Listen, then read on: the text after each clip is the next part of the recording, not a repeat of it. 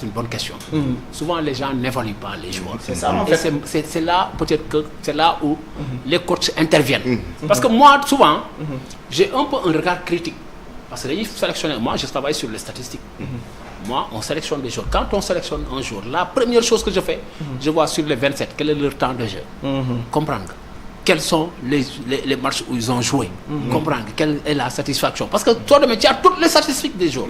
Et en fonction de ça, tu dois pouvoir savoir qui il doit être sélectionné ou pas. Qui il est prêt ou pas. Qui il est en mesure de faire ça. Et nous ne sommes pas des techniciens. Mais moi, sur cette base-là, moi, en tant qu'observateur, mais pas, je ne réagis pas en tant que technicien. Je vais réagir en tant qu'observateur. Mais qui a dit? Parce que quand, la première fois, quand je vis la liste, j'ai dit non, Aliou Cissé, il a 7 demi-défensifs. Et le premier match, il nous met comme piston. Le match-là, il nous met comme piston Diallo. Mais j'ai dit non, attends, moi j'ai des problèmes. Tu as 7 milieux défensifs. C'est vrai que l'un est blessé. Mais tu as Ghana, tu as Kalidou, tu as Pathé Ciss, tu as xawma kan ak kan. Nampalys nga ñëw Nampalys nga ñëw dugalal ñu kooku comme kii foofu comme sentinelle. Moi j'ai des problèmes. J'ai des problèmes, je ne suis pas technicien, mais j'ai des problèmes. Et c'est pour cela qu'il faut évaluer les joueurs. Et les joueurs aussi, il faut les évaluer en fonction de leur temps de jeu, en fonction de toutes les données statistiques. Parce que loolu moo lay permettre yow nga kii moo tax man la ñun peut-être qu'on n'était pas dans l'environnement, on était à la périphérie. On ne peut pas aujourd'hui se focaliser sur l'entraîneur. On attend peut-être que l'évaluation complète pour pouvoir peut-être dire que lui moo ñu gagné loo. Mais aussi Moustapha, il faudrait que les gens tiennent un détail important parce que nous, on était trop beau pour dire que oui, on viendra avec une seconde étoile. Parce que le Sénégal était l'équipe à battre. Maintenant aussi, il faut tenir compte d'un paramètre aussi, Moustapha. L'arbitrage, qu'on le veuille ou pas. Non, arbitrage, non, ça fait partie des aléas du haut niveau. Ça fait partie des aléas du haut niveau. Parce que peut-être si l'arbitre avait sifflé notre second penalty là, parce que les gens ont parlé de l'expulsion de Sadio Mané. Mais malheureusement, c'est dommage que nous ne nous xool parce que dans le code d'arbitrage, il y a 85 qui ont été modifiés. Lors de jeu. Et sur ces, il y a 17 lois de jeu, il y a 85 modifications. Sur les 85 modifications, moi, quand je suis allé, les gens disent ça, mal de faire un rouge. Mais je me suis rendu compte que l'arbitre a bien fait de lui donner un carton jaune. Parce que pourquoi? Parce que tout simplement, dans le règlement IFAB, on te dit que si le joueur qui venait avait le pied plié ou qui, ça il est en rouge, mais le pied était tendu. J'ai regardé l'action, j'ai dit l'arbitre il a raison sur nous. Loolu interprétation la ci texte yeeg yooyu. Mais foofu moom dinañ fa dugal arbitrage damay bañ nga anticiper. Non dama ko anticiper. Mais dama lay bëgg loolu laa lay bëgg wax ne. Souvent on oublie d'évaluer le joueur. On doit évaluer le dirigeant. On doit évaluer le joueur. On doit évaluer la technique. Parce que l'évaluation, c'est du point de vue de la technique, du point de vue administratif, du point de vue de la logistique. On doit pouvoir évaluer tous les segments. Mais est-ce que Aliou Cissé n'a pas servi de bouc émissaire qui élimination? Non, vous savez, ça c'est le métier ingrat d'un entraîneur. Quand il gagne, il est le plus beau. Mais quand il perd, c'est lui qui est pointé. La preuve. Parce que moi, bon, peut-être am na yenn joueurs yu ñu xaw a titiller égratigner leen tuuti, mais dafa mel ni ñëpp défaite bi élimination bi ci kaw Aliou Cissé lañ ko teg na fi jógee. Il a fait son temps. Non,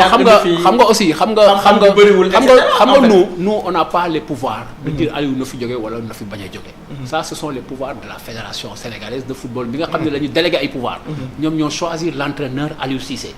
Mais je vous donne quelques exemples. Quelques exemples rek laa lay jox. Par exemple, on a vu que Joachim Löw en Allemagne. Il s'est éternisé, l'Allemagne ne rêvait même pas pendant 2 Coupes du Monde, ils ont été éliminés au premier tour et en Coupe d'Europe. On a vu Arsène Wenger à Arsenal, Arsenal n'était même plus capable de pouvoir gagner un trophée. Parce que aussi, quand tu fais comprendre ton temps, il y a des moments où tu dois pouvoir partir pour même au moins se faire une autre idée pour revenir. Est-ce que Aliou Cissé dafa nekk ci cadre de figure boobu? Non, aujourd'hui, on arrive à atteindre un seuil boo xam ne est-ce qu'il est en mesure de pouvoir faire progresser l'équipe nationale? C'est la grande que moi je sais pas, peut-être que le coach peut le dire. Parce qu'on a une relève, on a gagné 5 trophées. Et sur les 5 trophées, moi j'ai été très surpris de voir qu'un seul joueur sélectionné. Ça me pose problème, moi. C'est qui? C'est le garçon Camara, comment il s'appelle? Lamine Camara. Alors on a gagné 5 trophées, on a gagné au CHAN.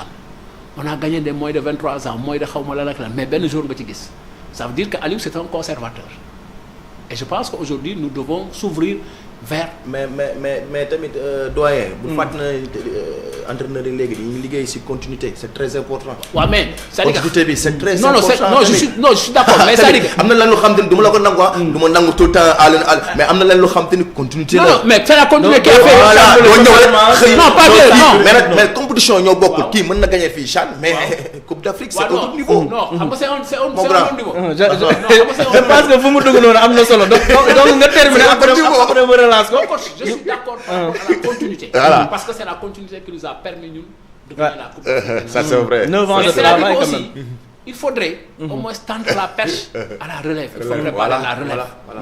Parce que te là, waroon na feeñ ci compétition bi ci Coupe par d'Afrique. exemple, les John Lopi. John Lopi, par exemple, moi je m'attendais à qu'il soit sélectionné. mais est-ce que joxuñu ko chance am peut-être que saisir ko complètement même s'il a eu quelques petites minutes mais est-ce qu'il a saisi sa Non, chance. tout dépend. Ça, je ne peux pas me prononcer parce que vous savez, moi quand on a fait la sélection, j'étais d'accord, hein, honnêtement, en toute honnêteté, j'étais d'accord sur la sélection. Sur les Je dis 27. que c'est peut-être si on a pris les meilleurs. Mais vous savez, dans une compétition, tu peux prendre Mbaye Jacques ou le coach, pas ça que coach va pouvoir aujourd'hui jox la li nga soxla. donner satisfaction. Moi, par exemple, Koulibaly, c'est sa plus mauvaise compétition. Oui, en termes de couverture, en termes de... Mais c'est sa plus mauvaise couverture, c'est sa plus mauvaise campagne. Moi, j'ai jamais vu une campagne aussi mauvaise que celle de Koulibaly, alors que c'est l'un des meilleurs défenseurs. Tout à fait. Donc, ça veut dire que des fois, da ngay prévoir, mais par exemple, moi, je mise sur qui, nga ñëw mu kii la, mu doxul. donc buñ teg lépp Aliou Cissé. Non, jamais. Non, c'est-à-dire que mënuñu ko teg lépp parce que quoi qu'on puisse dire, Aliou, il a du mérite, qu'on le veuille ou pas. Parce qu'il nous a donné satisfaction.